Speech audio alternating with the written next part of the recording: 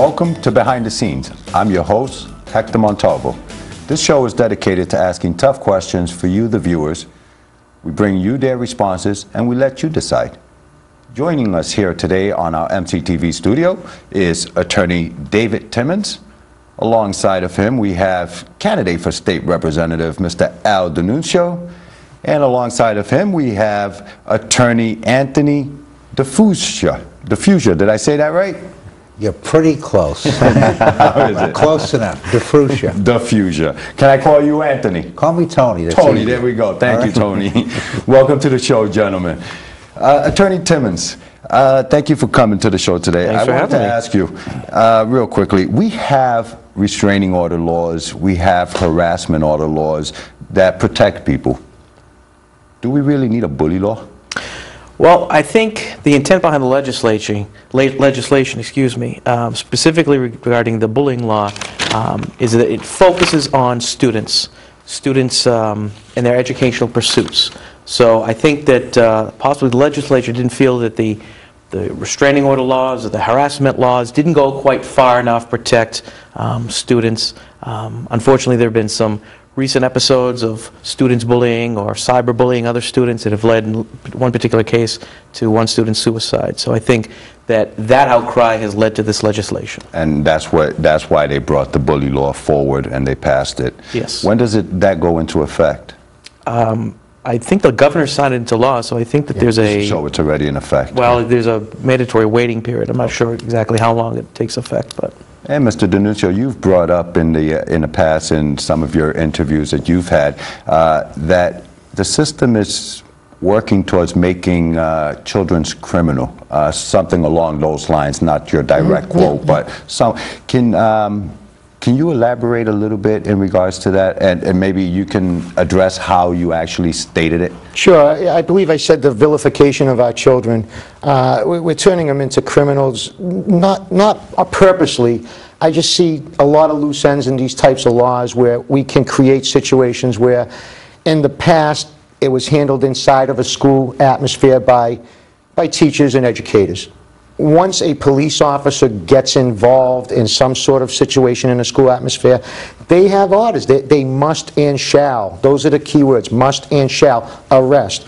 I punch you, little Jimmy punches little Billy in the arm in the schoolyard, the teacher puts them both in detention, it's handled. A police officer sees that as an assault. Do we want 8, 10, 9, 11, 12-year-olds going to jail for these types of situations? This is where I see this bullying law going.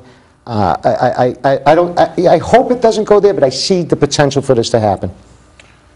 Tony, is there a history behind bullying? There's a history about all of this stuff because you're going back to the 40s and the 50s and remember the 60s. And you're going back to the fact that there was a lot of discrimination going on. I mean, there were ethnic profiling in World War II. To be Italian or German during World War II, you were profiled. And that continued. So you see a whole trend, such as sexual orientation now. So when you see, for example, and it's more than just Billy hitting Charlie, it's more than that, and all due respect to you. Right. Okay? Well, you're talking about the fact that a child is bringing into school some of the prejudices that have no place in this American society. For example, picking on a kid because the kid happens to be living with two parents that happen to be homosexuals, or because their parents were a different nationality. I don't mind telling you, Hector, the first language I knew was Italian. Io parlo italiano bene, because my mother and father came from Italy. And going to, all parochial school that was not Italian in Lawrence, Massachusetts, we had some harassment. I wouldn't call it bullying. So that's the only way someone in a different ethnic background could prove their worth is their intelligence. They had to prove it through studying. Even though in Lawrence, in the 40s and the 50s, Holy Rosary was Italian, St. Mary was Irish, St. Anne's was French. That's all changed. But the concept behind that is, let's have kids go to school and learn, and let's cut away as much as you can, set aside the fact whether you're male or female, whether you're white, black, or pink, what is your sexual orientation. It's a good law. You're not going to put kids in jail. Kids don't go to jail, by the way. You have to be over 17 to go to jail, okay? Unless you committed murder one.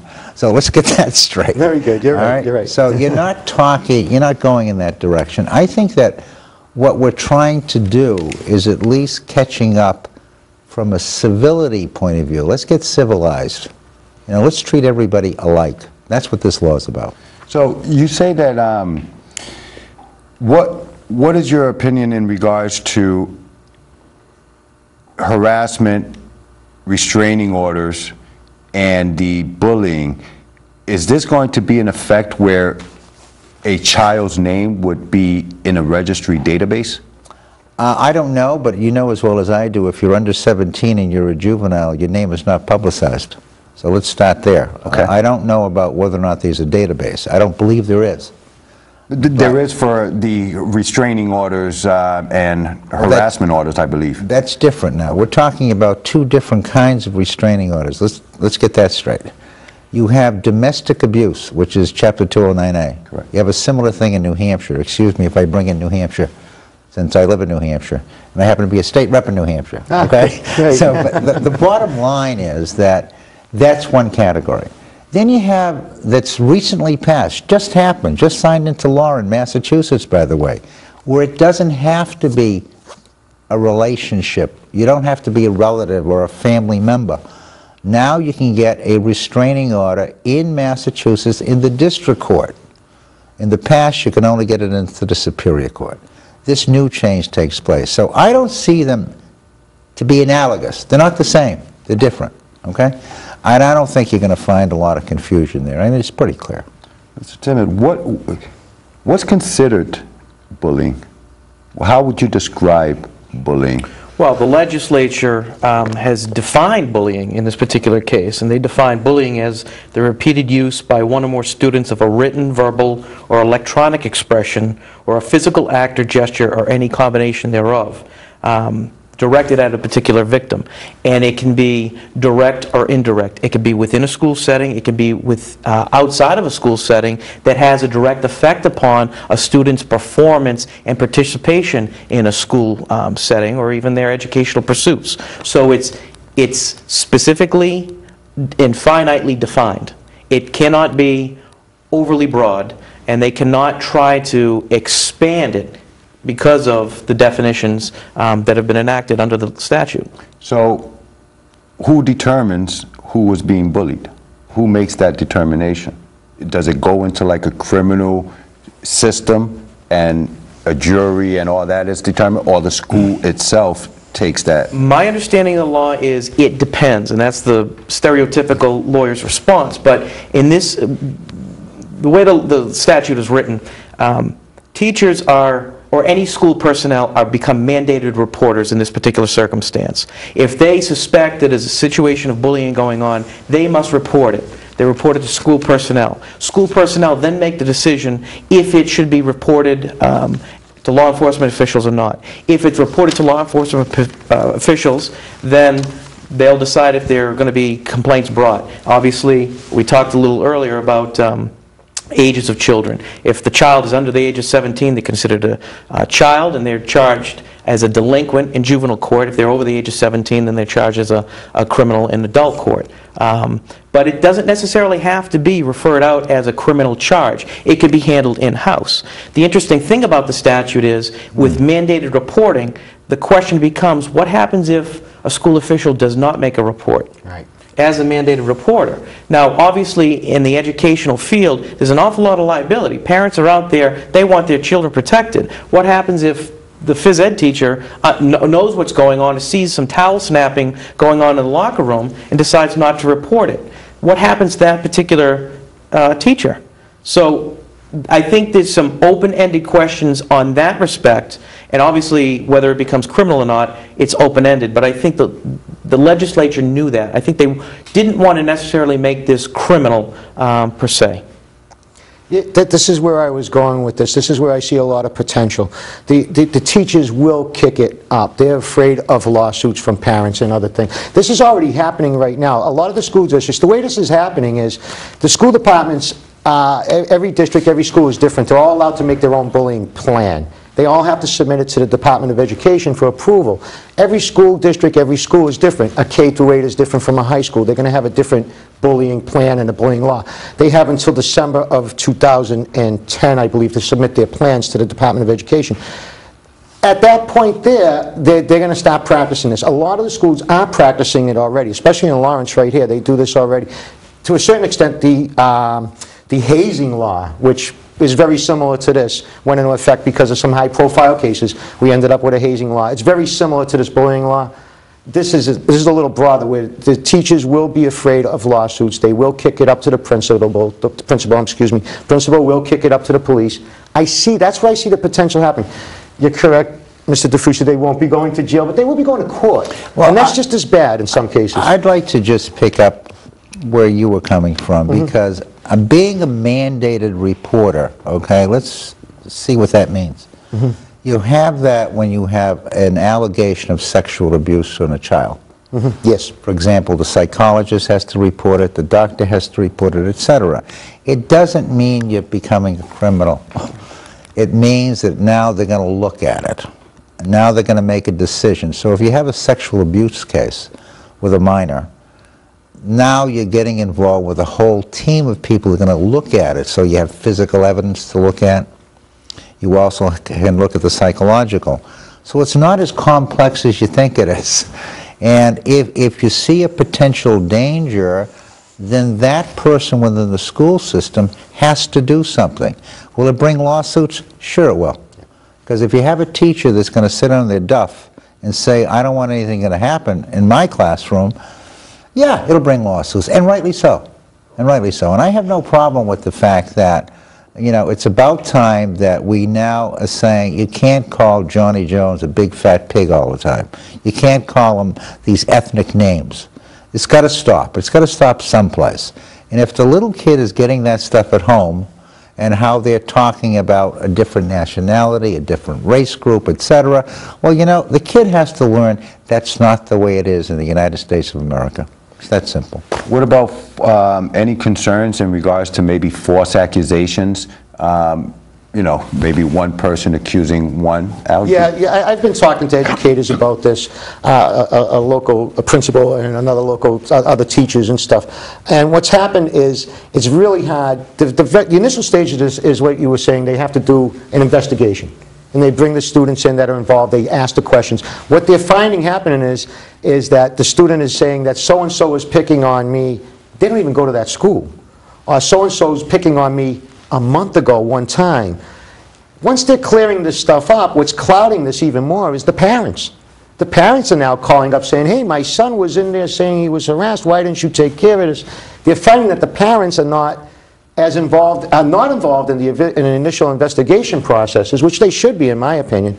And they're getting it secondhand from the child. It's getting worse. It's becoming a big mess where I do see this kicking up even further out of the school system into the court system. I respectfully disagree. I don't think it's a good thing to put this legislation, to have all this stuff go to courts on a regular basis because somebody called somebody a name. It doesn't have to. It doesn't have to. People make false allegations every day. I mean, how many people yell rape? It didn't happen. It's part of the process. And obviously, if you're abusing the system, you remember the old story, keep yelling wolf, and there's no wolf, then no one shows up. Same story here. But my fear, unlike cases of abuse that you had talked about, in those circumstances, there's a definition that's somewhat standardized. Here we don't, because now we're leaving it up to individual school departments to write their own handbooks and to determine what really is abuse or not, where you might have a little bit more tolerance in one particular school district, you have less tolerance in the other. And I think the danger is there. I think the danger to abuse the system exists.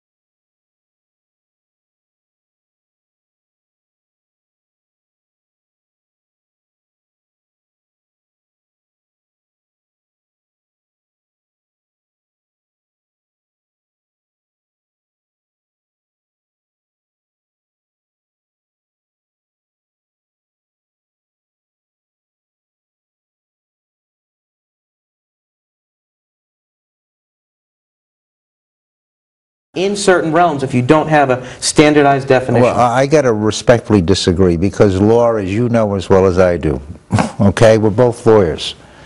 A good lawyer makes a success out of a case where it falls into gray, because law is not black and white. Law changes every day of the week. You know it and I do it. How the application takes place. I mean, I can talk about cases all day long. I had a father, for example, that was accused of sexually abusing his daughter. No physical evidence, never did it. What happened was the father found his 14-year-old daughter having sex, and he got upset. So retaliation takes place. Will that happen? Sure. Is it going to happen? Sure. But you know, ultimately, I have faith in the fact that truth is going to surface sooner or later, and that's why you have the law. And I have no problem with, you know, I don't think law is black and white. It just isn't. I agree with you, Mr. DiFruscia, but the issue was whether the whole process is going to be abused, or the potential to be abused, which Mr. DiNuccio was talking about. I think without some kind of standardized definition of what constitutes actual bullying and concrete examples, I think that the potential to abuse it and to put 8, 9, 10-year-olds over in the juvenile court Now, I'm a little exists. older than both of you guys, but let's bring that down to reality for a second, can we? When you start talking about, you know, the fact of abuse, before women had the right to vote, did you hear what they said? She doesn't have the intelligence to do it. Before blacks had the right, in going with Brown versus the Board of Education, separate but equal was okay for 100 years before that time. Of course that happens, and this is why law is the process of taking into consideration what is happening at that particular stage of time in anybody's life. So I don't see that. Give it a chance, for God's sakes. My fear Give it a chance to see how it works. And if it doesn't work right, then we'll fix it. My fear is, in the past, 2 kids were on a school bus, they get into a fist fight over whose bike is faster than the other. Now, today, they're charged with assault and battery, where in the past it was just a schoolyard fight. But it is an assault and battery. Now come on. It's not a bully. This You're is not a saying it's natural bully. progression like you're talking about. You're talking about a natural society progression. I think it is. And we all get better as a society. I see this going backwards, if anything. The police, the legal system, the schools in general in the United States do a really good job of handling bullies. We're having a knee-jerk reaction to one incident where some poor young lady committed suicide over being bullied, not even in the school environment, over the internet.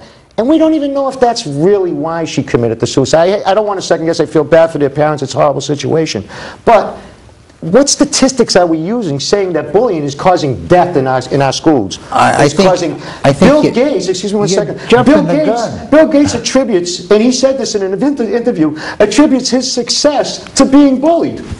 Well, that's Bill Gates, and I wish I had his billions, but the reality is you're jumping to a conclusion which, in all due respect to what you're saying, absolutely, I can't buy your conclusion, okay?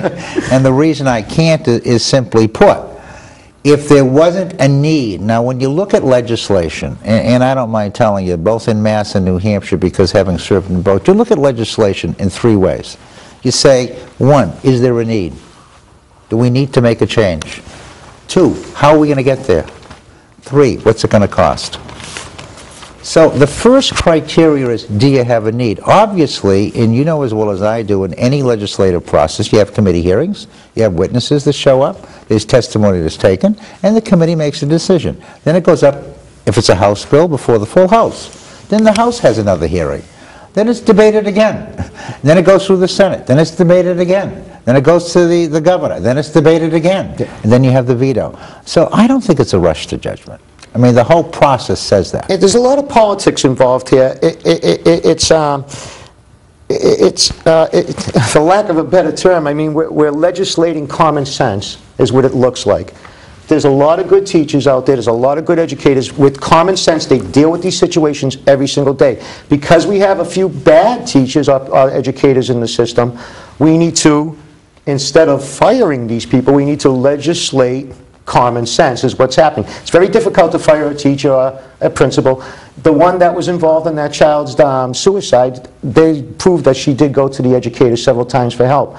I would probably guarantee that there's a lawsuit involved there somewhere. Well, could I ask you a question? And that's what's going to happen if they don't kick it Are you up. saying there's no need to legislate bullying? Is that what you're saying? I mean, I just want to make sure I I'm got it saying right. I think it should have been done in I a got a different fly way. attacking me. I'm saying it should have been done in a different way. Do I agree with bullying? Absolutely not. Do I think that people should be picked on in the schoolyards? Absolutely not. There's some really mean kids out there, and it's not good to be on the receiving end of that. But do you think we don't need legislation? That's my only question. Yeah, I'll answer that real simply. I don't think we need this legislation, no. So I think if it's you're- bad legislation. So if you're elected next year, you can change the law? I will work to change it, yes. That's part of my platform. I will try to. So you're publicly stating right now, if you're elected, this in your state bid for Yes. state representative, you will fight to reform the actual bully law the way it's written right now? I will work to either make it better or to do away with it under the form that it's under, correct. Like that. And I wish you luck as a freshman. Thank you, sir. I don't mind telling you. No, I appreciate your advice. I respect it. It takes 10 years in the legislative process to get something really productively done. That's unfortunate, isn't it? It is unfortunate, Yes. but that's just the way it is. What did Jimmy Carter say? Life isn't fair. So, bullying in school will follow a student after school in the school bus, on the internet, Facebook, MySpace, and everything. What penalties do they face? What's the punishment? Well, again, it depends on how far it goes, what is defined as, and what route it takes. I mean, it could be considered criminal. Depending on the age of the child, it could be considered juvenile matters if the child's under the age. It may be handled, quote-unquote, in-house, within the school. It may be reported and possible law enforcement officials review it and say, we don't think it rises to the level. I mean, you always have the situations that are concrete and you know it is a case of bullying, it's clear-cut, but then you have the gray areas. That's why I think that there needs to be a little bit more standardization as far as defining what bullying is and giving kind of a more defined route rather than leaving it up to each individual school system. I personally think that there are circumstances where the legislation that has been enacted is necessary. So I agree that there should be legislation regarding bullying. I think it needs to be tightened up. I think it needs to be better defined. I think it needs to be standardized. Hector, could I go through you to ask a question? Yes, go ahead. We missed a little part here. If it becomes criminal and it's a misdemeanor, they have a right to a clerk's hearing. So nobody gets arrested. So let's get that straight. Now, the bullying law, is it a misdemeanor or a felony? Before it gets to that stage. So in the criminal process, okay, just so we're talking all the same language here. In the criminal process, if you, let's say hypothetically, you and I go outside and we get into a fist fight, and nobody sees us. A policeman is not there, okay? You can now bring a complaint against me, I can bring one against you. Neither one of us is going to get arrested unless I have something in my hand, like a knife or something else that's a dangerous weapon. We now go to a clerk's hearing. Let's not forget that. And the clerk, that's a misdemeanor. The clerk now makes a determination. Magic words, probable cause. So before that person gets into court at all, not only do you have the process within the statute, but you also have the process that says there's probable cause to say that a crime was committed. So I think you have a lot of protections within the law, because I don't look at one piece of law as being an island. It comes together. It all goes together. It's like any other misdemeanor or a felony, if it goes that far. You're right when you're talking about when you're talking about adults. I agree with you 1,000%. We're talking about children in the schoolyard at any given time in any schoolyard in America. There's thousands of crimes being committed that really aren't crimes because they're little kids. Are they hitting each other and punching each other in the arms? Yes. Is that assault? Yes. There's crimes that are happening on a regular basis in the schoolyard that we don't make crimes because they're children. Do we want to give 10, 11, 12-year-olds criminal records for the rest of their lives over silly matters that could potentially, we agreed this could potentially happen. You're really stretching it. You know, and I could see it respectfully happen. disagree. There was a young lad who was just